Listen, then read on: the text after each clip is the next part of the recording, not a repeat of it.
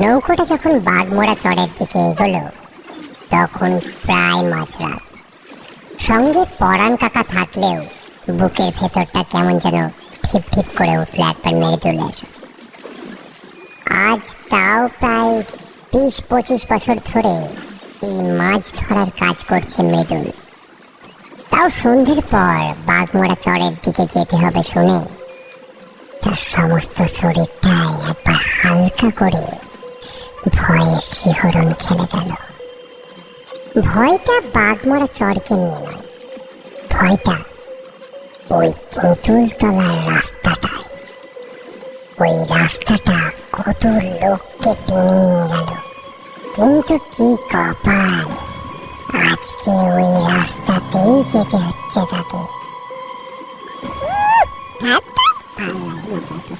বড় লোকেরা ঝামেলা করবে আর শালা আমাদের মতো ছোট লোকগুলোকে অশান্তি পোহাতে হবে, মগের মুলুক পেয়েছে। নিজের অজান্তেই কথাটা হয়তো একটু জোরেই বলে ফেলেছিল মৃদুল। মৃদুল, অত চিন্তা করে লাভ নাই। তুমি এখন ভালোই ভালোই নাও দেখি, ওই দিকের জঙ্গলের রাস্তাটা মোটেই ভালো নয়। কথাটা বলার সাথেই পরাণ কাকার বৃদ্ধ মুখের উপরেও যেন একটা ভয়ের ছাপ খেলে গেল। মৃদুল সেটা লণ্ঠনের টিমটিমে অন্ধকারাচ্ছন্ন আলোর মধ্যেও স্পষ্ট বুঝতে পারল। ছোট ডিঙি নৌকাটা জল কেটে কেটে ছপ ছপ শব্দ তুলে এগিয়ে চলেছে মিশমিশে অন্ধকার ভেদ করে। ফাল্গুনের কুয়াশা নদীর জলের উপরে ছেয়ে রয়েছে আবছা ভাবে। তাতে সামান্য দূরের জিনিসও অস্পষ্ট খোলাটে লাগছে। গত মাসে এই একেবারে পাপটারে টেনে নিল না ওই তেঁতুলতলার রাস্তা। হ্যাঁ, তাকে নিয়ে লোকে নানান কথা কয়। কেউ বলে জলে ডুবেছে, কেউ বলে ওই তেঁতুলতলার রাস্তায় নাকি। বিকেলের মধ্যেই তো আমরা ঘরে ফিরে যেতাম, ওই হাটে যদি ঝামেলাটা না ঘটতো। বড় মানুষদের সব বড় বড় ব্যাপার। শেষের কথাটাই একটা তাচ্ছিল্য আর রাগ মিশিয়ে বলে জলের মধ্যে এক খাবলা থুতু ফেলল মৃদুল। নৌকাটা একটা বাঁক নিয়ে প্রবেশ করলো তেঁতুলতলার রাস্তাটার দিকে। দুপাশে ঘন জঙ্গল, মাঝখানে সরু পথ দিয়ে এগিয়ে গেল নৌকো। নদীর চওড়া এতটাই কম যেন নৌকা থেকে হাত বাড়িয়ে ছোঁয়া যাবে গাছের লতা পাতা। এখানে এক মস্ত তেঁতুল গাছ থাকায় বহুদিন আগে থেকে এই তল্লাটের নাম হলো তেঁতুলতলা। তেঁতুলতলায় নৌকাটা ঢুকতেই যেন একটা হিম শীতল বাতাস এসে একসাথে ধাক্কা মারল দুজনকে। পরিবেশ এতটাই নিস্তব্ধ হতে পারে তা বোধহয় জানা ছিল না মৃদুলের। ওর যেন মনে হলো অন্য জগতে চলে এসেছে ও আর পরাণ কাকা, যেখানে কেবল আছে এমন ঘুরঘুটি অন্ধকার, কুয়াশা, নিস্তব্ধতা আর একটা শিরশিরে ভয়ার্ত অনুভূতি। প্রতি সোমবার করে বড় বাজারের হাটে মাছ বেচতে যায় মৃদুল। কখনো কখনো সাথে কেউ না কেউ থাকে, আর কখনো বা একাই। সারা সপ্তাহ টুকটাক গ্রামে গ্রামে মাছ বিক্রি করে আর সপ্তাহে একদিন হাটে এসে নিম্নবিত্তের পরিবারের খরচা চলে যায় কোনো মতে তাতে। দুই ছেলে, বুড়ো মা, বাপ আর বউ। মৃদুলের পৃথিবী বলতে এই কজনই মাত্র। তবে অন্যদিন ইছামতির এক শাখা নদী ময়নাগঞ্জ দিয়ে ফিরে আসে সে। বেশিরভাগ দিন বিকেল হয়, নয়তো বড় জোর সন্ধে। কিন্তু আজকে যেন কপাল খারাপ। ইছামতির কোনো এক তীরে নাকি কার লাশ উঠেছে ভেসে, সেটা নিয়ে পুলিশের তদন্ত চলছে। ওই ঘাটের প্রতিনিয়ত যাতায়াত করা মাঝিদেরও নানা রকম প্রশ্ন জিজ্ঞাসা করা হচ্ছে। তাই ভয়ে আর পুলিশের ঝামেলা যেতে চায়নি মৃদুল। পরাণ কাকাও তাই। তার উপরে হাটে আজ লেগেছিল বিরাট ঝামেলা। বড় লোকের এক ছেলের নামে কি যেন টাকা পয়সা নিয়ে একজন বিক্রেতার ঝামেলা। সেসবে বিশেষ কান দেয়নি মৃদুল। তাই সমস্ত দিক বিচার করে সে এই বাঘমোড়ার পথটাই বেছে নেয়। সামনে নদী বরাবর গেলে ওলাই চণ্ডীর গড়। তারপর সামান্য দূরেই তাদের সেই ছোট্ট সুন্দর গ্রামটি। তবে ওলাই চণ্ডীগড় পৌঁছানোর আগে বেরোতে হয় তেঁতুল তলার রাস্তাটা। কিন্তু বেশ কিছুটা আসার পরে মৃদুলের মনে হয় তেঁতুল তলার কথাটা। তখন আর ফিরে যাবার কোনো উপায় নেই। মনের ভেতরে এলোমেলো চিন্তা দূর করতে পরাণ কাকার সামনে একটা বিড়ি ধরায় মৃদুল। একটু মাথা নিচু করে আগুনটা ধরালো। যতই হোক, নিজের বাবার বয়সে একটা লোকের সামনে এটা করাকে অভদ্রতাই বলে। পরাণ কাকা সামান্য হেসে গম্ভীর গলায় বলে, নে নে, টান দে, এই বিড়িতেই আসল সুখ টান, দেখবি সব ভুলে যাবি। হলাম না হয় তোর বাপের বয়সী, কিন্তু এখনো মনটা জোয়ান মরদি রয়ে গেল। এমন আধার রাতে দাঁড় বাড়িতে গেলে লাগে বই কি একটু আধটু। আমার মনটা জোয়ানের মতো না ভাবলে এই বয়সে এত ভারী ভারী জিনিস তোলা সম্ভব না। চোখ বুঝে ভাবনার অতল গভীরে প্রবেশ করে।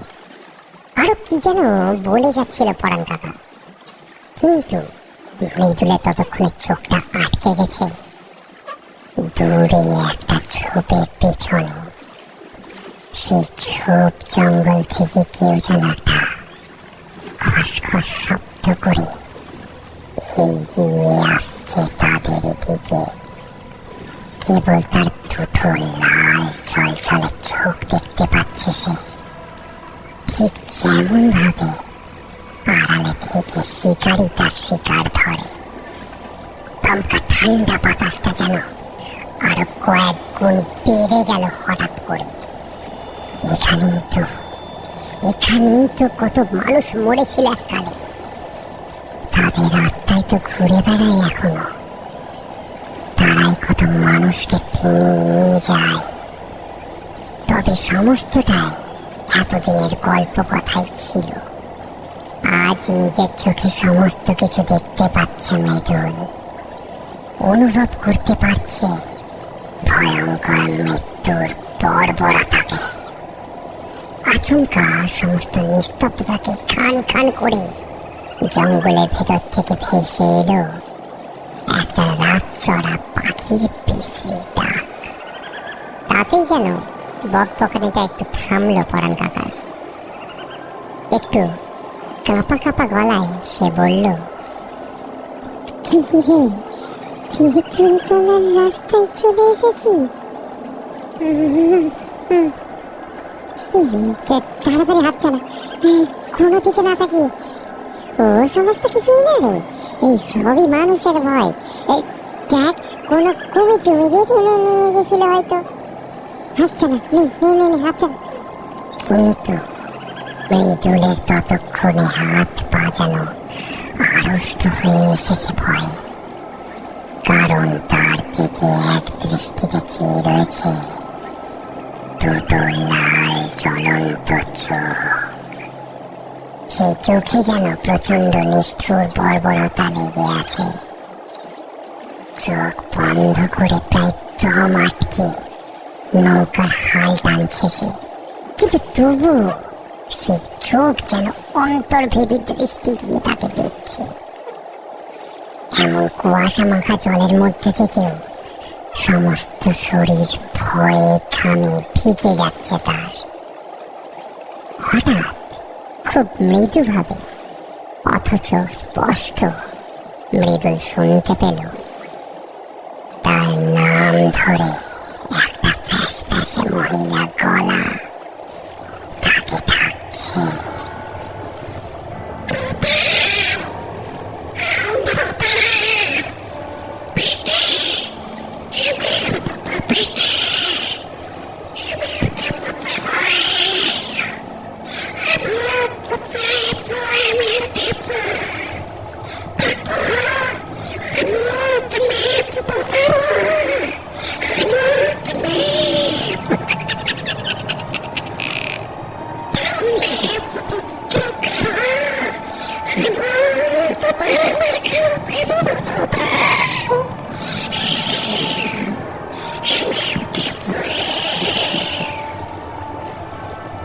মৃদুলের মুখ দিয়ে গোঙানি শব্দ ছাড়া আর কিছুই বের হলো না। পরাণ কাকাও এবার যেন প্রচন্ড ভয় পেয়েছে। নৌকার পাটাতনের একদম শেষ প্রান্তে কাঠ হয়ে বসে রয়েছে সে। ঠোঁটটা পিট করছে দেখে বোঝা যাচ্ছে ঠাকুরের নাম গান করছে হয়তো। তার চোখের দিকে তাকালেই বোঝা যাচ্ছে তারও দৃষ্টি সেই লালচে হিংস্র চোখগুলোর উপরে স্থির হয়ে আছে। পরাণ কাকার চোখগুলো কেমন যেন স্থির, একটা নির্ভেজাল খোলাটে দৃষ্টি। মৃদুলের বুকের ভেতরটা কেমন যেন আরেকবার ছেদ করে উঠল ভয়। এসব কি হচ্ছে তার সাথে? টিমটিমে লণ্ঠনটা বাতাসের বেগে বারবার কেঁপে কেঁপে উঠছে, আর তার সাথে পাল্লা দিয়ে বাড়ছে রাতচরা পাখিদের চিৎকার। তারাও যেন অজানা কোনো এক যুদ্ধে নেমেছে আজ রাতে। জঙ্গলের কালো অন্ধকার এতটাই গভীর যে সামান্য একটা লণ্ঠনের পক্ষে কোনোভাবে সম্ভব হচ্ছে না তা মেটানো। হঠাৎ জলের ভেতর থেকে উঠে এলো কালো কালো অবয়ব। প্রথমে একটা, তারপর দুটো, তারপরে তিনটে, চারটে, 5টা, 10টা, 20টা, 100টা। তাদের প্রত্যেকের চেহারা কেমন যেন অদ্ভুত। ঠিক মানুষের মতো নয়, তবে চেহারায় আকৃতিতে মানুষেরই অনেকটা সামঞ্জস্য। কালো শীর্ণ দেহ, শরীর ভেদ করে যেন তার পিছনে দৃষ্টিগোচর হয়। আর প্রতিটি মানুষের গলার ওপরটা পুরোপুরি ফাঁকা, সেখানে কোনো মাথার অস্তিত্ব নেই। কাটা গলার নলি দিয়ে ফিনকি দিয়ে বেরিয়ে আসছে রক্তের ধারা। মুহূর্তের মধ্যে সমস্ত জঙ্গলে শুরু হলো দাপাদাপি। কারা যেন প্রচন্ড গতিতে ছুটে চলেছে সেখানে। তবে কেউ মানুষ নয় তারা, প্রত্যেকেই যেন ছায়া ছায়া অবয়ব। চোখগুলো হিংস্র লাল আলোর মতো তাদের। তারা প্রত্যেকে যেন ছুটে আসছে মৃদুলের দিকে। হঠাৎ ঝপ করে একটা শব্দ উঠল নদীর জলে, সাথে সাথে আরো একটা মানুষ। না, মানুষ নয়, আত্মা, কোনো প্রাণী, ঠিক বুঝতে পারে না মৃদুল। সাথে সাথে সেই অদ্ভুত দেখতে প্রাণীটি নৌকায় উঠে পড়ল। তার সমস্ত শরীর দিয়ে টুপটাপ করে পড়ছে জল। তারও গলাটা মুন্ডু থেকে সম্পূর্ণ আলাদা।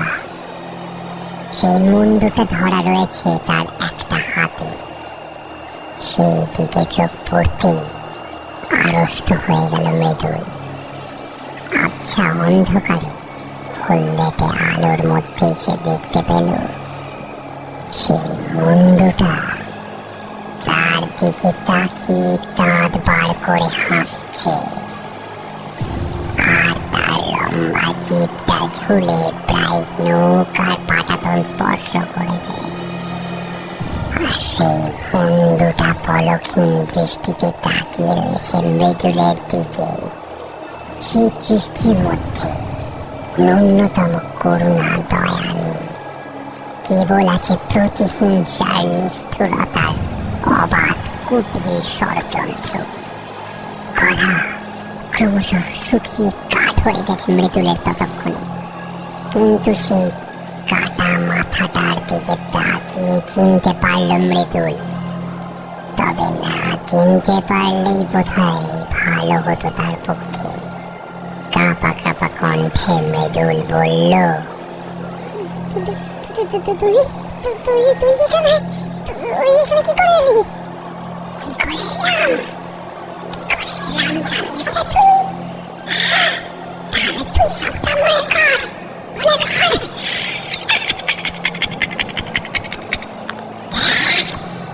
সব কিছু সুন্দরভাবে মনে পড়বে তোর।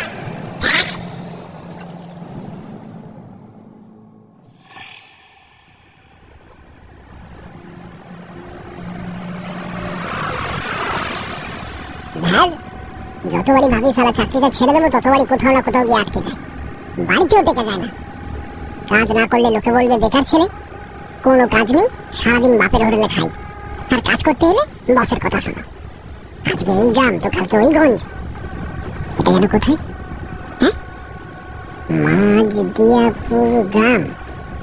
কথাগুলো বিরক্ত নিয়ে বলতে বলতে পকেট থেকে একবার সাদা কাগজের টুকরোটা বের করে দেখে রণজয়। তার মধ্যে আবার বাসের কন্ডাক্টরের ভাড়া নেই আর বড্ড তাড়া। দাদা, এই যে শুনবেন, বলছি মাঝদিয়াপুর গ্রামটা যাওয়ার রাস্তাটা একটু বলবেন, আসলে কখনো আসেনি তো। কন্ডাক্টর বেশ কিছুক্ষণ রণজয়ের দিকে তাকিয়ে নিয়ে তারপরে বলল, মাঝদিয়াপুর যাওয়ার জন্য আপনাকে বীরপুরে নামিয়ে দেবো, ওখান থেকেই আপনি রিক্সা ভাড়া করে চলে যাবেন। তবে হ্যাঁ, সাবধান, ওখানে একটা রাস্তা আছে শুনেছি, কি যেন নাম বেশ, ও হ্যাঁ, তেঁতুলতলা, ওই জায়গাটা একটু সাবধান দাদা। আপনার ওখানে পৌঁছাতে পৌঁছাতে প্রায় রাত হয়ে যাবে। তার উপর আজকে আবার রেডিওতে বলেছে সন্ধ্যেতে নাকি বেশ ঝড় বৃষ্টি হওয়ার সম্ভাবনা আছে। যা করবেন দাদা একটু সাবধানে বুঝে শুনে করবেন, বুঝেছেন? ও দাদু, ও দাদু, দেখি তোমার টিকিটটা, দেখি দেখি। চেপে বসুন, অনেক জায়গা আছে, একটু চেপে বসুন। কন্ট্রাক্টর কথাগুলো বলতে বলতে আবার পরের সিটের দিকে চলে যায়। রণজয় বাসের জানলার বাইরের দিকে প্রকৃতি দেখতে দেখতে একটা দীর্ঘশ্বাস ছাড়ে।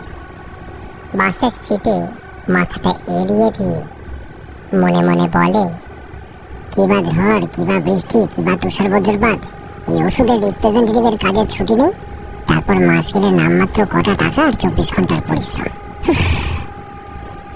তার চোখটা লেগে গিয়েছিল একদম শেষ সময়ে। বাসের লোকজনের চেঁচামেচিতে আবার ঘোরটা কেটে গেল।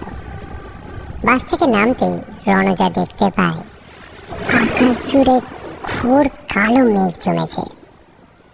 পিঠে ব্যাগটা নিয়ে একটা রিক্সা ধরে সোজা চলে আসে সে। একটা বাঁশ বাগানের রাস্তার সামনে নামিয়ে দিয়ে রিক্সাওয়ালা কিছুতেই যেতে রাজি হয় না। এরপরে, আরে আমি আপনাকে না হয় আরো কটা টাকা বেশি দেবো, আপনি নিয়ে চলুন না দয়া করে, আকাশের অবস্থাটাও ভালো নয়, এক্ষুনি বৃষ্টি নামবে। না না না বাবু, আপনি আমায় টাকার জন্য বলবেন না, পারলে আপনি ওই রাস্তা দিয়ে যাবেন না সন্ধ্যের পর, কাল বেলা হলে না হয় যাবেন।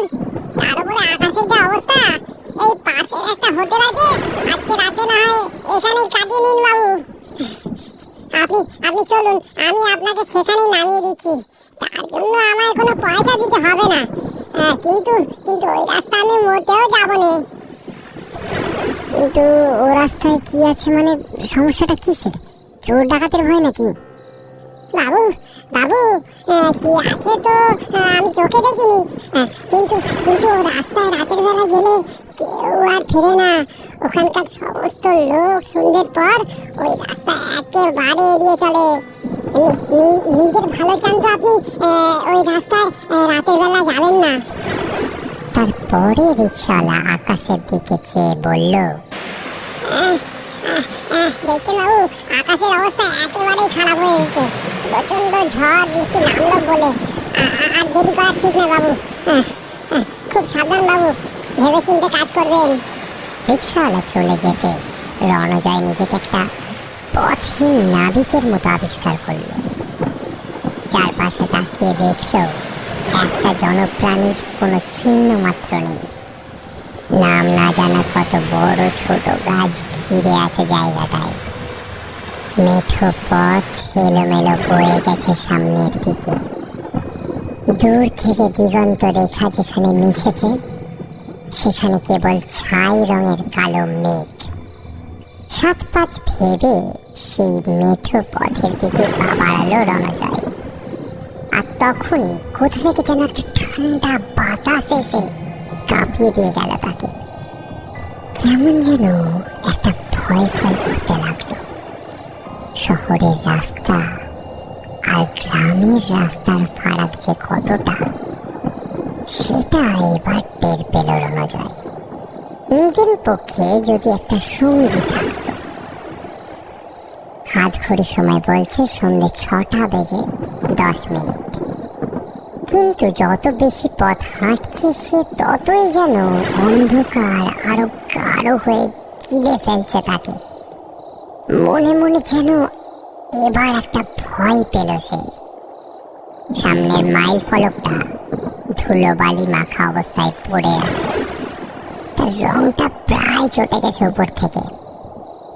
তবু সে বুঝতে পারল লেখা আছে তেঁতুলতলা 0 কিমি। তেঁতুলতলা? নিজের মুখ ফুটে অস্ফুটে কথাটা বেরিয়ে এলো তার। সাথে সাথে সে অনুভব করল তার গলাটা ঈষৎ কাঁপছে। বুঝতে পারলো এ সব কিছুই তার ওই বাসের কন্ট্রাক্টর আর ওই রিক্সাওয়ালাটার বলা কথার ফল। নিজের মেরুদণ্ড বরাবর একটা ঠান্ডা স্রোত বয়ে গেল তার। মেঠো রাস্তা ধরে হাঁটতে লাগলো। হঠাৎই শুরু হলো ফোঁটা ফোঁটা করে বৃষ্টি। রণজয় মনে মনে বেশ বিরক্ত নিয়ে বলল, হ্যাঁ, কার মুখ দেখে উঠেছিলাম আজকে কে জানে। সব শেষে বৃষ্টিটাই বাকি ছিল, আর এখন সেটাও পরিপূর্ণ হলো। ভাগ্যের সঙ্গে ছাতাটা নিয়ে এসেছিলাম, আর একটা টর্চ লাইটও আছে। তেঁতুলতলা পেরিয়ে যাওয়ার পরেই মাঝদিয়া গ্রাম, সেখানে স্থানীয় স্বাস্থ্য কেন্দ্র। রাতে তো ওইখানে থাকারই ব্যবস্থা করা হয়েছে, কিন্তু এই যে এমন ধারে গোবিন্দপুর হবে আগে থেকে কি জানতাম? তার উপর উপরি পাওনা হিসেবে আবার এই বৃষ্টি, 16 গলা পূর্ণ। ছাতাটা মাথায় দিয়ে টর্চটা হাতে নিয়ে পথ চলতে লাগলো রণজয়। একটা সময় অন্ধকার গিলে নিল সবটুকু আলোকে। এতটাই গাঢ় অন্ধকার যে নিজের শরীরের বাকি অঙ্গ প্রত্যঙ্গগুলো কিছুই নজরে আসছিল না তার মধ্যে মাঝে মাঝে রাতচরা পাখিদের তারস্বরে চিৎকার বুকের ভেতরে হৃদস্পন্দন থামিয়ে দিতে সক্ষম। এতক্ষণের ভয়টাকে বিশেষ পাত্তা না দিলেও এবার যেন ভয়টা ধীরে ধীরে সমস্ত শরীর বেয়ে গলা অব্দি উঠে আসে তার। একটা খসখসে শব্দ কানে আসে, তার সাথে পিছু পিছু কারোর পায়ের চলার শব্দ ভেসে আসে। এবার জল কাদা ভেঙে ছপ ছপ করা একটা শব্দ, অথচ পিছনে সে কাউকে দেখতে পায়নি এখনো অব্দি। রণজয় আবার মনে মনে নিজেকে সান্ত্বনা দেওয়ার চেষ্টা করে, না না না না, এই সমস্ত কিছুই মনের ভুল। আমার মতো দুর্ভাগ্য আর কেউ আছে নাকি যে রাতের বেলায় এমন অচেনা নির্জন জায়গায় দুর্যোগে রাতে বের হবে? রিক্সাওয়ালা ওই বাস কন্ট্রাক্টরের কথা শুনেই এমনটা মনে হচ্ছে। আর তাছাড়া গ্রামের দিকে তো এমন নির্জন জলা জঙ্গলে ঢাকা জায়গায় এমনিতেই নানান গল্প রটে, এইটাই এমন একটা গল্প হবে। তবে সাপ খোপের ভয়টা একটু বেশি করছে। শব্দটা আবার যেন একই লয়ে একই ছন্দে তার সাথে সাথেই চলছে তার পিছে পিছে। মাঝ রাস্তাতে থেমে রণজয় 2-1 বার পরীক্ষা করে দেখল, হ্যাঁ ঠিকই, শব্দটা ঠিক পিছু পিছু আসছে। অথচ টর্চের আলোয় কিছুই দেখা যাচ্ছে না, সম্পূর্ণ ফাঁকা রাস্তা। কারোর জল কাদা ভেঙে হেঁটে আসার শব্দ। এবার একটা সত্যি সত্যি ভয় পেল রণজয়। হিসেব মিলছে না তার। তাহলে কি ওই কন্ট্রাক্টর আর রিক্সাওয়ালার কথাটাই সত্যি? না না, তা কি করে হয়। কিন্তু আর বেশিক্ষণ এই সমস্ত দ্বন্দ্বে থাকতে হলো না রণজয়কে। তার আগে একটা আচমকা, একটা হাড় হিম করা হাসির শব্দে থেমে যেতে বাধ্য হলো রণজয়। চেষ্টা করলেও যেন যেন তার পা আর সামনের দিক কোনোভাবেই এগোবে না, কারণ হাতে থাকা টর্চের আলোতে সে দেখতে পেয়েছে তার থেকে সামান্য দূরে দাঁড়িয়ে রয়েছে এক সাংঘাতিক জিনিস, যাকে মানুষের অবয়ব বললেও মানুষ বলা যায় না। অমন চেহারা কোনো সাধারণ মানুষের সম্ভব নয়। টর্চের আলোয় রণজয় দেখতে পেল একটা কালো জীর্ণ শীর্ণ দেহ দাঁড়িয়ে রয়েছে সেখানে। তবে কেবল দেহটাই দাঁড়িয়ে রয়েছে, তার মাথাটা অন্য জায়গায়। তারই হাতে ধরা আছে সেটা, সেই কাটা মুন্ডুটা দাঁতগুলো বের করে হাসছে। সেই মুখে ফুটে উঠেছে এক ভয়ঙ্কর কুটিল হাসি। কাটা গলা দিয়ে শুকনো কালচে রক্ত গড়িয়ে জমাট বেঁধে গেছে। রণজয়ের মনে হলো তার পায়ের তলার মাটি ক্রমশ সরে যাচ্ছে। তার এতদিনের সমস্ত বিশ্বাস এক লহমায় সব উবে গেছে। চোখ চাইলেও যেন সরাতে পারছে না রণজয়। টর্চের হলদেটে আলোতে সেই কাটা মুন্ডুটার চোখগুলো বিভৎস আগুনের মতো জ্বলছে। জিভটা বেরিয়ে রয়েছে প্রায় এক হাত। অজান্তেই মুখ ফুটে একটা ভয়ার্ত গঙ্গানির আর্তনাদ বেরিয়ে এলো তার। বাঁচাও, আমাকে বাঁচাও, বাঁচাও, আমি কিছু করিনি, আমাকে ছেড়ে দাও, আমি কিছু করিনি। কিন্তু রণজয়ের কথা ঘুরে ফিরে আবার ঠিক তার কানেই ফিরে এলো। কে বসে থাকবে এমন দুর্যোগের রাতে, এমন নির্জন জায়গায় তাকে বাঁচাতে? কিন্তু রণজয়ের এমন আকুতি মিনতিতে আরো যেন বেশি খুশি হলো সেই প্রেতাত্মা। তার হাসির শব্দ এবার ছড়িয়ে পড়ল সমস্ত আকাশে বাতাসে। রণজয়ের দুই কানের পাশ দিয়ে কেবল সমানে শো শো আওয়াজ করে ঠান্ডা জল বাতাস বয়ে যাচ্ছে। একটা কাঁপুনি যেন ভেতর থেকে উঠে আসে শরীর বরাবর। খুব চেষ্টা করে পিছন ফিরে কোনো মতে দৌড়াতে চেষ্টা করলো সে, কিন্তু তার সমস্ত শরীর কাঁপার জন্য সে মোটেই জোরে জোরে দৌড়াতে পারল না। কিন্তু বিপদ বোধ হয় আজ রণজয়ের পিছু কোনোভাবেই ছাড়বে না। হঠাৎ একটা গাছের ডালে থাকা শক্ত কিছুতে ধাক্কা খেয়ে মাটিতে ছিটকে পড়ল সে। টর্চটা হাত থেকে গড়িয়ে পড়ে যায় সামান্য দূরের একটা ঝোপের আড়ালে। মাথায় বেশ আঘাত লাগার জন্য প্রথমে কিছু না বুঝতে পারলেও পরে চোখ সামান্য সয়ে আসতেই রণজয় যা দেখে তাতে তার হৃদস্পন্দন স্তব্ধ হয়ে যাওয়ার জোগাড় হয়। সে দেখতে পেল গাছের উপর পা ঝুলিয়ে বসে রয়েছে মাথাহীন সারি সারি লম্বা লম্বা কালো অবয়ব। তাদের প্রত্যেকেরই মাথা তাদের একটা হাতে ধরা আছে। প্রত্যেকটি মাথা বিভৎস রকম ভাবে হাসছে, আর চোখগুলো একসঙ্গে লাল হয়ে জ্বলছে আবার নিচ্ছে। তাদের স্থির দৃষ্টি রণজয়ের উপরে। কাদায় পড়ে গিয়ে পিঠের দিকটা অনেকটাই ব্যথা পেল সে, কিন্তু জীবন মৃত্যুর দোলাচলে দাঁড়িয়ে কোনো মানুষ কি আর এই সামান্য ব্যথা অনুভব করতে পারে? তার সমস্ত শরীর ততক্ষণে পাথরের মতো শক্ত হয়ে গেছে। মাটির সাথে ঘষতে ঘষতে সোজা হয়ে উঠে দাঁড়ানোর চেষ্টা করলো সে, কিন্তু না, পারল না। একটা অসম্ভব রকমের কাঁপুনি শুরু হয়েছে সমস্ত শরীরে তার। সঙ্গে ঠান্ডা জল বাতাসে দাঁতে দাঁত লেগে যাচ্ছে। প্রায় দম বন্ধ করে মৃত্যুর জন্য অপেক্ষা করতে করতে একটা সময় রণজয় দেখতে পেল গাছ থেকে নামছে সারি সারি মৃত্যুদূতের দল।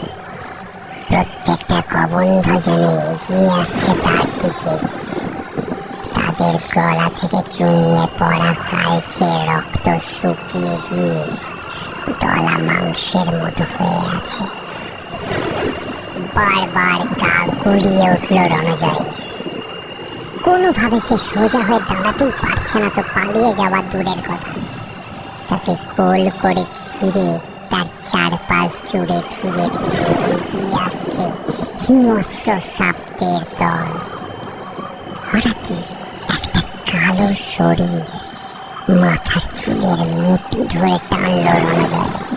প্রচন্ড যন্ত্রণায় চিৎকার করে উঠল সে। নিজের ঘাড় আর মাথা সাংঘাতিক যন্ত্রণা শুরু হয়েছে।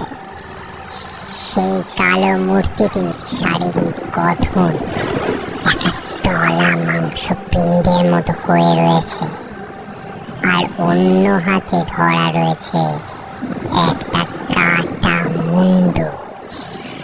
সেটা এক দৃষ্টিতে চোখের দিকে তাকিয়ে রয়েছে তার। সেই কাটা মুন্ডু যেন জীবন্ত কথা বলছে, হাসছে। ধীরে ধীরে সেই কাটা মুন্ডুর মুখ থেকে নির্গত জিভটা গলায় পেঁচিয়ে যায় রণজয়ের। দম বন্ধ হয়ে আসে কষ্টে। এবারে দিল চুলের মুঠি ধরে এক টান। সেই চুলের মুঠি ধরে টানার প্রচন্ড যন্ত্রণা, তার সাথে এবার যেন নিঃশ্বাস বন্ধ হয়ে আসে তার। জিভটা বেরিয়ে আসে প্রায় গলা পর্যন্ত। চোখে মুখে ক্রমশ অন্ধকার নেমে আসে। মাটিতে নুয়ে পড়ার ঠিক এক মুহূর্ত আগে শরীরের সমস্ত শক্তি একত্রিত করে একটা ঝটকায় উঠে দাঁড়ায় সে। তারপর ছুটতে ছুটতে চলে যায় সামনের রাস্তায়। টর্চের আলো ততক্ষণে নিভে গিয়ে চারপাশটা অন্ধকারে ভরে গেছে। নিজের এক হাত সামনে কি রয়েছে তাও জানে না সে, তবুও সে চোখ বন্ধ করে ছুটে যাচ্ছে সামনের দিকে। গলার ভিতরে হাড়গুলো ভেঙে যাওয়ার প্রচন্ড যন্ত্রণা শুরু হয়েছে। শ্বাস নিতে গেলে বুকে বাঁধছে, তবুও নিজেকে বাঁচানোর শেষ চেষ্টাটুকু করতেও ছাড়ল না সে। তবে আজ বোধহয় কপালে মৃত্যু লেখা ছিল রণজয়। তেঁতুল তলার গা ঘেঁষে যে বয়ে যায় একটা নদী, সেটা তার জানা ছিল না। অন্ধকারে সেই নদীতে গিয়ে ঝাঁপিয়ে পড়েছে, কিন্তু তেঁতুল তলার জল স্থল সবই যেন অভিশপ্ত। প্রকৃতির কোনায় কোনায় যেন লুকিয়ে আছে হিংস্র সাপের মতো মৃত্যু। কড়াল থাবা বের করে অপেক্ষা করছে তারা শিকারে। দুর্ভাগ্য পীড়িত রণজয় জলের মধ্যে পড়ে গিয়ে ছটফট করতে থাকে।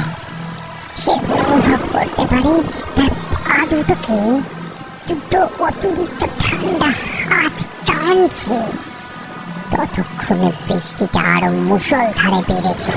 হঠাৎ বজ্রপাতের আলোয় দেখতে পায় তাকে ঘিরে রয়েছে জলের মধ্যে কতগুলো কাটা মাথা।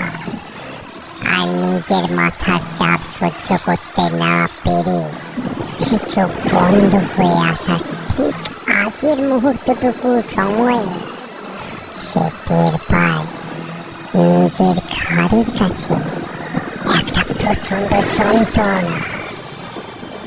গল গল করে রক্ত বেরিয়ে আসে গলা দিয়ে। মৃত্যু যন্ত্রণার শেষ আর্তনাদটুকু তার গলা দিয়ে আর বেরোয় না। তারপর এক সময় সবকিছু ঠান্ডা শান্ত হয়ে যায়, কেবল জলের উপরে স্তরটা ভেসে যায় গাঢ় লাল রক্তে। রণজয় দেখে তার নিজের গলা থেকে মুন্ডুটা ছিঁড়ে বেরিয়ে এসেছে বাইরে, আর তার কবন্ধটা ভেসে আছে জলের উপরে। তার ঠোঁট বরাবর খেলে যায় একটা রহস্যময় শয়তানি হাসি। চারপাশ অন্ধকারের মধ্যে স্পষ্ট দেখতে পায় সে, সেখানে তারই মতো সমস্ত স্কন্ধ কাটাদের ভিড়। তারাও তার মতোই তাদের হাতে মুন্ডু নিয়ে অপেক্ষা করে আছে জীবন্ত শিকারের জন্য।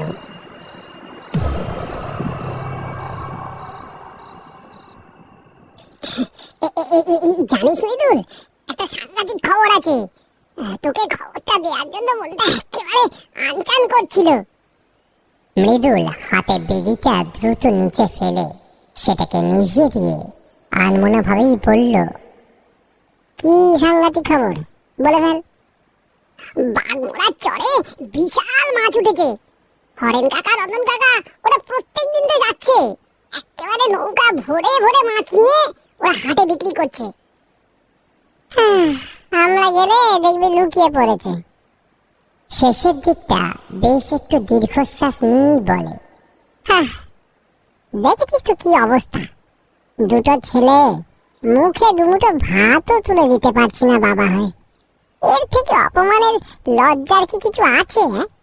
আর ওই দিকে বিজয়কে দেখ, ছোটবেলা থেকে বড় হলো, একসাথে আম কুড়োতে যাওয়া থেকে শুরু করে জমিতে আনাজপাতি চাষ করা, দুধ দোয়ানো, পুকুরে স্নান করতে যাওয়া, একসাথে এতগুলো দিন থাকার পরেও কেমন বেইমানিটা করলো।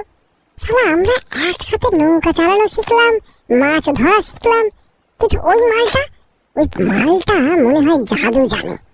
জাল টানলেই ভরে ভরে মাছ উঠে আসে জালে। হ্যাঁ রে শালা, আমারও সত্যি তাই মনে হয় রে। আমি ওকে না একদিন রাতের বেলা দিদির শ্বশুর বাড়ি থেকে ফিরে আসার সময় দেখতে পেয়েছিলাম। ওই বিজয় নদীর ঘাটের পাশে বসে কি যেন একটা করছিল। মনে হয় ও জাদুটো না জানে, না হলে মাত্র এই কয়েকদিনের মধ্যেই ও কিভাবে এত টাকার মালিক হয়ে গেল বলতো। আমাদের এখন দেখতে পেলেও আর চিনতে পারে না। জানিস ভাই, এইভাবে যার টাকা বেশি তারই কদর বেশি। তা আমাদের ওই সমস্ত ভেবে লাভ নেই রে মৃদুল। তার চেয়ে ভালো আজ বিকেল বেলায় চল, বাগমোড়ার ঘাটের কাছে বড় বড় মাছ উঠছে, নৌকাখানা বের করে চ ওই দিক দিয়ে ঘুরে আসি। না, বিকেলে যাব না, রাতের বেলায় যাব। আরে ওই সময়টা ফাঁকা থাকে রাস্তা, বেশি লোকজনের ভিড় হলে আবার মাছ কমে যাবে।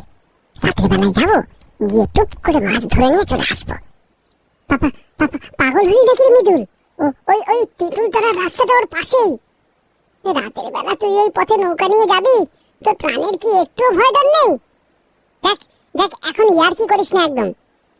বিকেল বেলা সোজা নৌকা নিয়ে ঘাটের ধারে দাঁড়াবি, পরশু সোমবার হাটে গিয়ে বেচতে পারবো। মলয় উঠে চলে যাচ্ছিল জায়গাটা ছেড়ে বাড়ির দিকে, কিন্তু পেছন থেকে মৃদুল আবার তাকে ডাক দিল, শোন, একবার খোঁজ নিতে পারবি বিজয় কি করেছিল মাছ পাওয়ার জন্য? কি করে এত পয়সার মালিক হলো সে? তা কি করে বড় লোক হলো সেটা আমাকে বলবে কেন? পরের জন্য এত না ভেবে এবার একটু নিজের জন্য ভাবো তো দেখি বাছা। আমি চললাম, মা আবার রাগ করবেন দেরি করলে। মলয় চলে যাবার পরও মৃদুল ঠাই বসে রইল কিছু সময় দেয়ালে হেলান দিয়ে।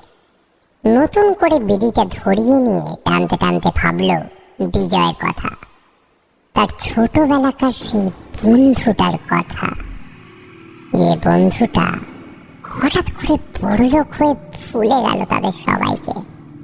আর এদিকে মৃদুল দুই ছেলের বাপ হয়েও তাদেরকে ঠিক মতো দুবেলা খাওয়াতে পারছে না। তবে মৃদুলের ফাঁকা মাথায় কুবুদ্ধির অভাব ছিল না কোনো। বিড়ির শেষ ধোঁয়াটা ছেড়ে মৃদুল সামান্য হাসতে হাসতে বলল, পুরনো বন্ধুকে কি অত সহজে ভোলা যায়? কি বল বিজয়? তুই তো আমাকে শিখিয়েছিলিস বিজয়, কিভাবে ভালো থাকতে হয়, কি করে সকলের সাথে সুন্দর ব্যবহার করতে হয়। অথচ আজ আজ তুই কোথায় যেন পালিয়ে গেলি। তুই পালিয়ে গেলি তো কি হয়েছে বিজয়? আমি যাব তোর কাছে, তোর সাথে গল্প করতে, মাছ ধরতে, নৌকো করে ঘুরতে, ঠিক ছোটবেলাকার মতো। কত মজা হবে বল। হ্যাঁ, আমায় কতজন কত কথা বললো, একসাথে কাজ করলাম আমরা। অথচ অথচ দেখ, তুই কেমন তাড়াতাড়ি এগিয়ে গেলি, আর আমি সেই পিছনেই পড়ে রইলাম। বাড়িতে গিয়ে বউটাকে মুখ দেখাতে পারি না, সেও সেও সারা বারবার তোর সাথে আমায় তুলনা করে।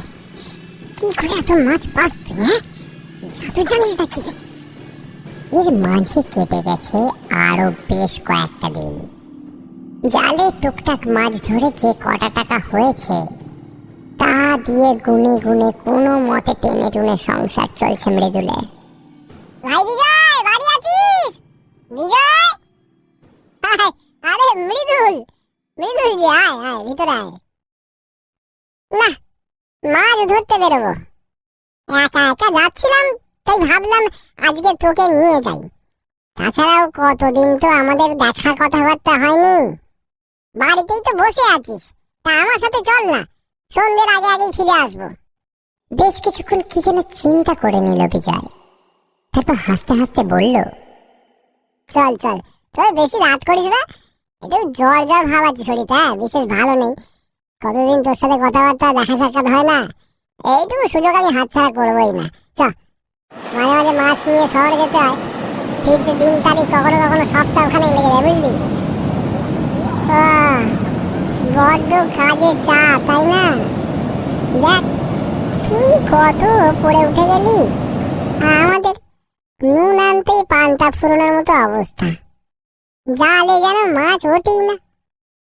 বলি, শেখাতে পারিস তো কিছু নতুন কায়দা টায়দা? নতুন? না না, নতুন কায়দা কিছুই নয়, প্রচুর খাটাখাটুনি, মনোযোগ দিয়ে কাজ, আর কি হয়ে গেছে। মৃদুল নৌকাটার দাঁড় বাইতে বাইতে নিয়ে আসে গভীরে।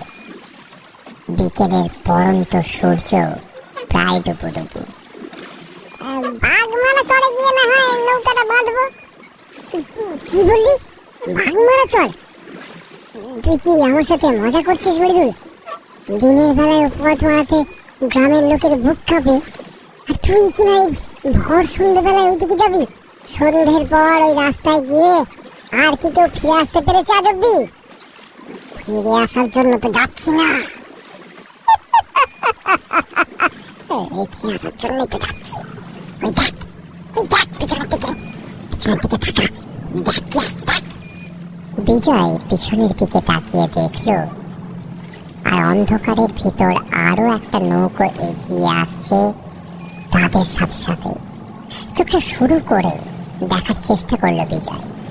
আরে, ও যে মলয়, ও এখানে কি করছে? বাড়ি, ও সাথে না থাকলে আমি একা বাড়ি ফিরবো কি করে?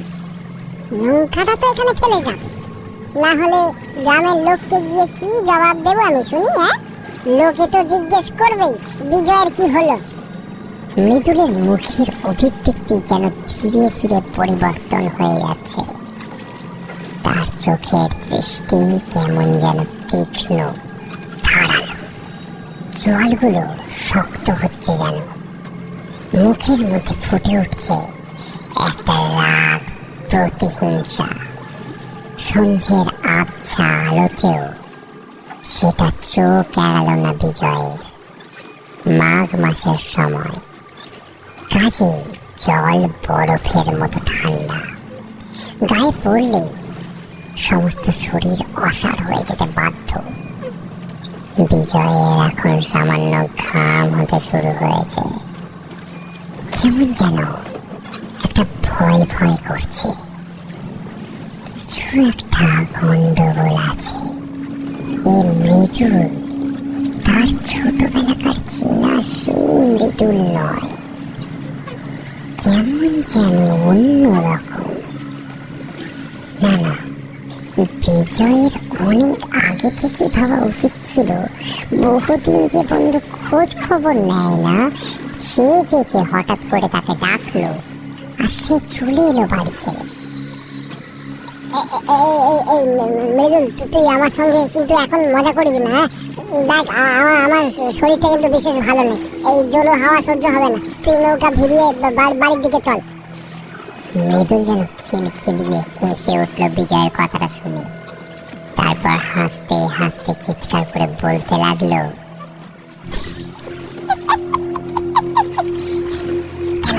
কেন কেন কেন হ্যাঁ? সব জায়গায় তো তোরই সম্মান, নিজের বাড়ি, পাড়া, পরিবার সব জায়গায় সুনাম। হ্যাঁ, আমি জানি জাদু টোনা করে তুই এত মাছ পাস। হ্যাঁ, একই সাথে শিখেছিলাম মাছ ধরা। কই কই আমাদের তো কিছু জালে ওঠে না। হ্যাঁ, ততক্ষণে নৌকাটা এসে থেমেছে একটা পাড়ের দিকে। কিন্তু পাড়ের চারপাশে জঙ্গল, একটা লোকও যে আশেপাশে থাকবে না এটাই স্বাভাবিক, কারণ জায়গাটা তেঁতুল তলার খুব কাছে। বিজয়ের হাত পা কাঁপতে শুরু করেছে। সে এতক্ষণে বুঝতে পেরেছে তার সাথে ভীষণ অন্যায় কিছু একটা ঘটবে। কি বলতে চাইছিস কি তুই মৃদুল? মলয় কেন নিয়ে আসলো ও আমাকে এখানে? প্রচুর প্রচুর নাম কিনেছিস তো, হ্যাঁ? তাই আর ঠিক সহ্য করতে পারছি না। তুই তো শিখিয়েছিলি সব সময় সবকিছু ভাগাভাগি করে নিতে হয়। হ্যাঁ, ঠিক যেমন ছোটবেলায় কুলের আচার ভাগাভাগি করে খেতাম। কথাগুলো বলতে বলতে মৃদুল তার নৌকোর ছোঁয়ের ভেতর থেকে গামছা বানানো একটা লাল মতো বস্তু বের করে নিয়ে আসে। সামান্য লণ্ঠনের আলো টিম টিম করে জ্বলছে কেবল। আচমকা মলয়ে এসে বিজয়ের হাতগুলো পিছমোড়া করে বেঁধে দিল একটা বড় গাছের ডালের সাথে। বিজয় অনেক চেষ্টা করলো, ধস্তাধস্তি করেও যেন দুজনের সাথে সে ধস্তাধস্তিতে পেরে উঠল না। তাছাড়া বিজয়ের শরীরটাও বিশেষ ভালো ছিল না।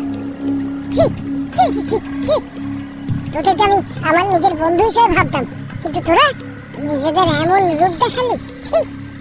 আমি জানি না আমি কেমন ভাবে মাছ ধরি, কেন আমার হাড়ি ভর্তি মাছ থাকে আর তোদের ফাঁকা থাকে। শুধুমাত্র এটুকু জানি যে আমাকে শিখিয়েছিল সে তোদেরকেও শিখিয়েছিল, কিন্তু তোরা অমানুষের মতো আজকে আমার সাথে ব্যবহার করলি। বিশ্বাসঘাতকের দল! মলয়, তুই এমনটা করতে পারলি আমার সাথে? টাকার লোভ যে বড় লোভ রে, সে তো বন্ধুত্বের চেয়েও বড়। বাপ হয়ে যখন ফাঁকা হাতে বাড়ি ঢুকি না, ছেলে দুটোকে নতুন জামা কিনে দিতে পারি না, বড্ড কষ্ট লাগে, বড্ড কষ্ট লাগে। নিজেকে না বড্ড ব্যর্থ মনে হয়। তাই তো তোর কাছে এসেছি, বলে দে না কি উপায়। তোকে মলয় দেখেছে, রাতে অন্ধকারে নদীর পাড়ে কিছু একটা করিস তুই, বলে দে আমাকে। তোকে আবার আমরা বাড়িতে ফিরিয়ে নিয়ে যাব, তোর এতটুকু কষ্ট হবে না। আমি কিছুই করি না, যেটা মলয় দেখেছিল সেদিন আমার বাড়িতে পুজো ছিল রাতে, সেই পুজোর ফুল ঘট সব নদীর জলে ভাসিয়ে দিতে গিয়েছিলাম। মৃদুলের যেন মাথাটা প্রচন্ড গরম হয়ে যায়। এবার হাতে থাকা লাল রঙের কাপড় মোড়ানো জিনিসটা খুলে ফেলে একটানে। একটা চকচকে ধারালো ভোজালি বেরিয়ে আসে সেখান থেকে। লণ্ঠনের হলদে আলোয় সেটা চকচক করে বোঝা যায় তার ধারালো প্রবলতাকে। এবার যেন গলাটা শুকিয়ে কাঠ হয়ে যায় বিজয়ের। মাথাটা প্রচন্ড গরম হয়ে মৃদুল এখন যেন সাক্ষাৎ এক নর পিশাচে পরিণত হয়েছে। হাতে থাকা ভোজালিটা শক্ত করে ধরে এগিয়ে আসে সে বিজয়ের দিকে। কিছু বলার আগে গলায় বসিয়ে দেয় একটা জোরালো কোপ। সঙ্গে সঙ্গে একটা ফপ করে আওয়াজ করে মাটিতে পড়ে যায় বিজয়ের কাটা মুন্ডুটা। রক্তে সমস্ত নদীর পাড়টা ভেসে যায়। মলয় আর মৃদুলের সমস্ত শরীর ভিজে যায় টাটকা উষ্ণ রক্তে, আস্তে গন্ধে। কোত্থেকে যেন নাম না জানা রাতচরা পাখিরা ডেকে উঠেছে বিশ্রী শব্দ করে। ঘটনার আকস্মিকতায় দুজনেই বিহল দৃষ্টিতে তাকিয়ে আছে একে অপরের দিকে। এটা তুই কি করলি মৃদুল? এটা তুই কি করলি মৃদুল? সর্বনাশ হয়ে গেছে। তুই তো ওকে সামান্য ভয় দেখানোর জন্য নিয়ে এসেছিলিস, যাতে যাতে ওর পেট থেকে আসল কথাটা বার করা যায়। কিন্তু তুই এটা কি করলি? তুই যে মহা সর্বনাশ করে ফেললি রে। এখন এখন এখন কি হবে? তুই তুই ওকে মারলি কেন? কেন মারলি? মৃদুল তখনও হকচকিয়ে যাওয়ার মতো দাঁড়িয়েছিল হাতে সেই ভোজালিটা নিয়ে। তার হাত পা এখনো কাঁপছে। বুকের ভেতরে শুরু হয়েছে প্রচন্ড জোরে হাতুড়ি পিটুনির শব্দ। গলা কাঁপতে কাঁপতে মৃদুল বলে ওঠে, বুঝতে পারিনি, মাথাটা হঠাৎ করে গরম হয়ে গেল। আমি ভুল কাজটা করে ফেললাম। এখন কি হবে? কি হবে আমি জানি না। কি হবে? খুব কাছে পিঠে কোথাও যেন সমস্বরে অনেকগুলো শেয়ালের ডাক একসাথে শোনা গেল। কথায় আছে শেয়ালেরা নাকি অশরীরীদের দেখতে পায়, আর তখনই তারা এমন ভাবে সমস্যারে চিৎকার করে ওঠে। জায়গাটা একদম ভালো নয় রে মলাই। আর এক মুহূর্ত না অপেক্ষা করা ভুল হবে। হ্যাঁ শোন শোন, একটা সুন্দর করে গল্প ভাবতে হবে, যাতে করে সাপও মরে আর লাঠিও না ভাঙে। এই জায়গাটা তো এমনিতেই অনেক বদনাম আছে। হ্যাঁ, নৌকাটা এখানে উল্টে রেখে যাবো, ওর পাশে, একদম পাশে। ওদের কথাগুলো বলার সাথে সাথে শুরু হলো প্রচন্ড একটা ঝড়। ঠান্ডা বাতাসে সমস্ত শরীর যেন ছুরির ফলার মতো কাটছে। সেই বাতাসে বিজয়ের কাটা মুন্ডুটা গড়াতে গড়াতে এসে পড়ল তাদের ঠিক দুই পায়ের মাঝখানে। প্রচন্ড ভয়ে মলয়ের হাত থেকে ছিটকে সরে গেল মৃদুল। নদীর জলে শুরু হয়েছে জোয়ার, আর তাতেই নদীর ঢেউ এসে পাড় থেকে টেনে নিয়ে যায় বিজয়ের কাটা মাথাটা।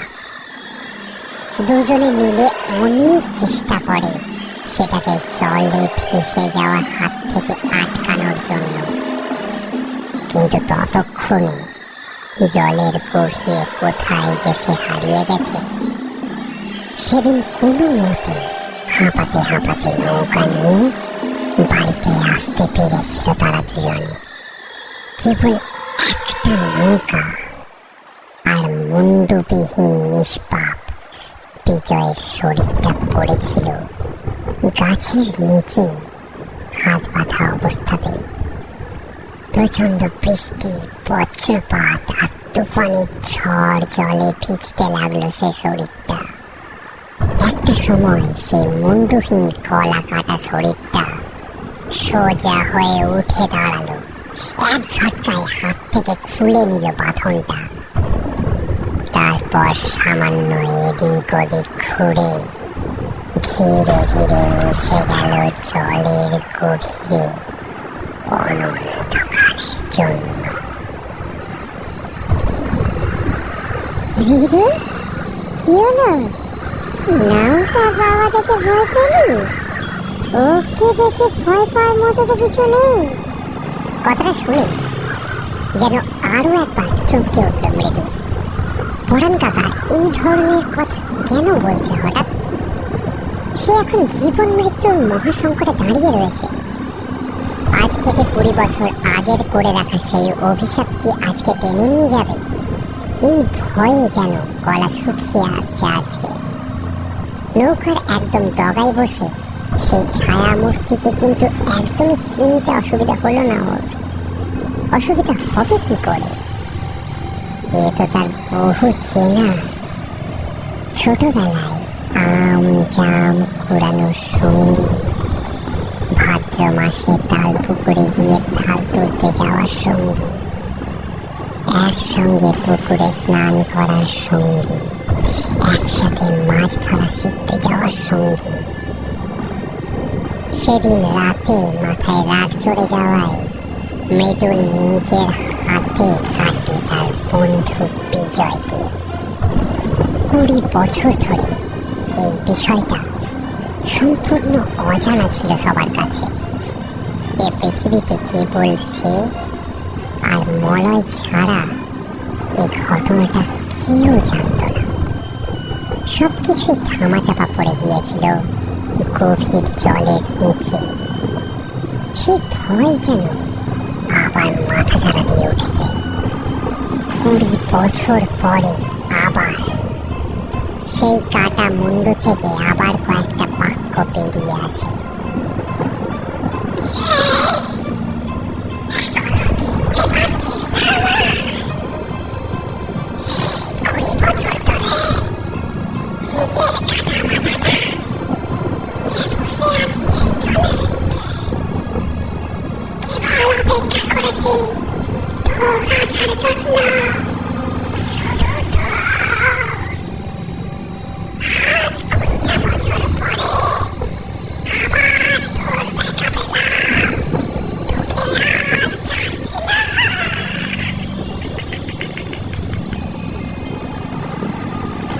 মৃদুল কোনো মতে কাঁপা কাঁপা কণ্ঠে পরাণ কাকার দিকে উদ্দেশ্য করে বলে,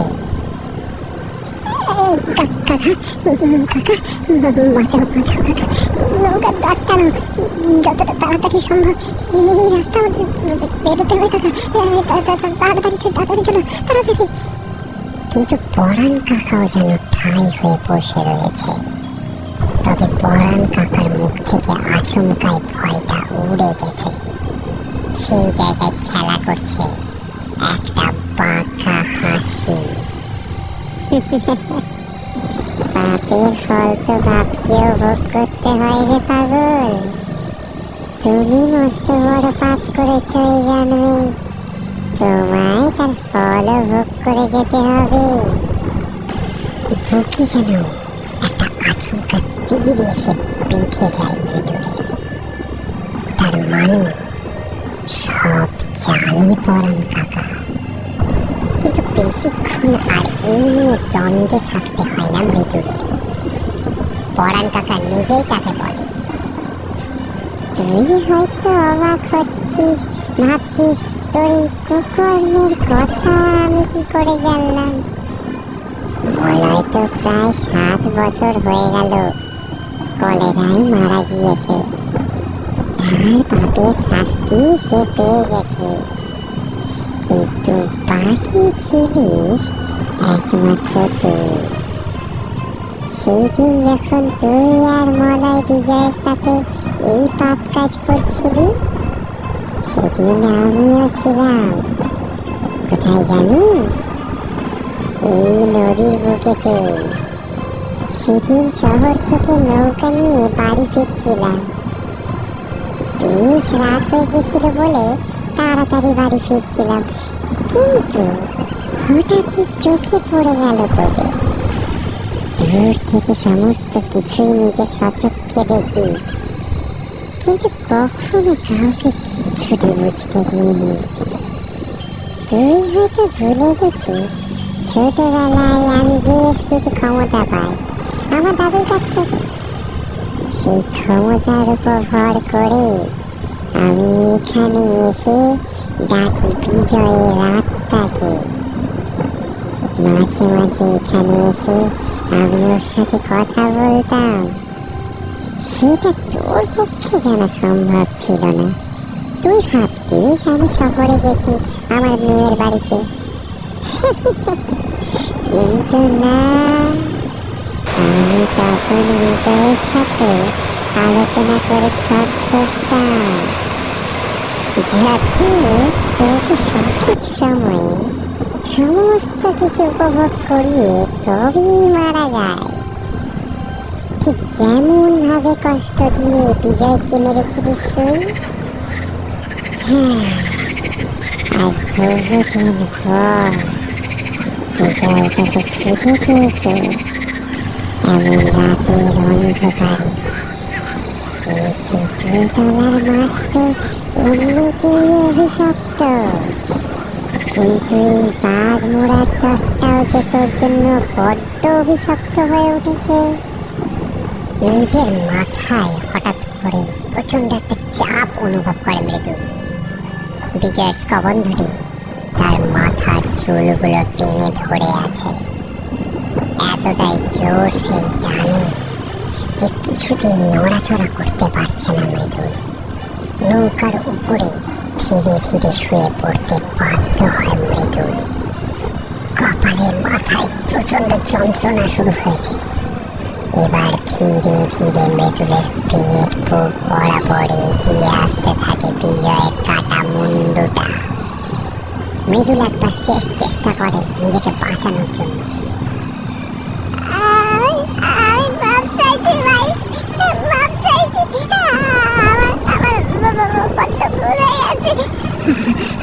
সেদিন ইচ্ছে করে তোকে মারতে চাইনি, হ্যাঁ, কিন্তু রাগের মাথায় কি করে ফেললাম নিজে, ওই জন্য আমি অনেকবার কষ্ট পেয়েছি।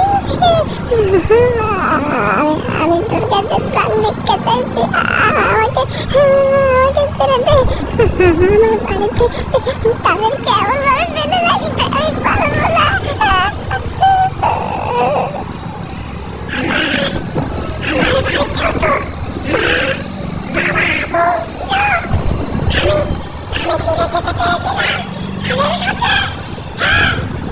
এতগুলো বছর ধরে এই জলের তলায় নিজের কাটা মুন্ডুটা নিয়ে বসে রয়েছে শুধুমাত্র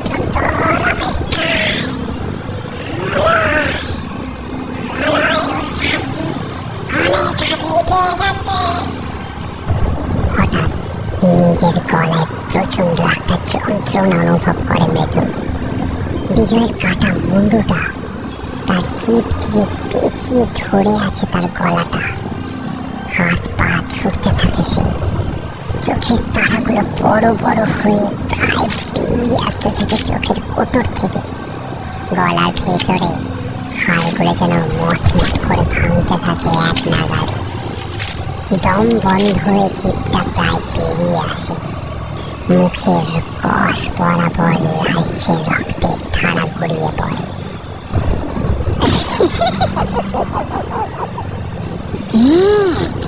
মৃত্যু যন্ত্রণা কতটা কষ্টের হয়, কতটা ছটফটানি অনুভব করতে হয়। এটা আমি চাইলেও আজ তোকে সাহায্য করবো না সাহায্য। গ্রামের সবাই জেনেছিল এতদিন। সেই দিন রাতে ইচ্ছে করে জোর করে তেঁতুল তলার দিকে যেতে চেয়েছিল বিজয়।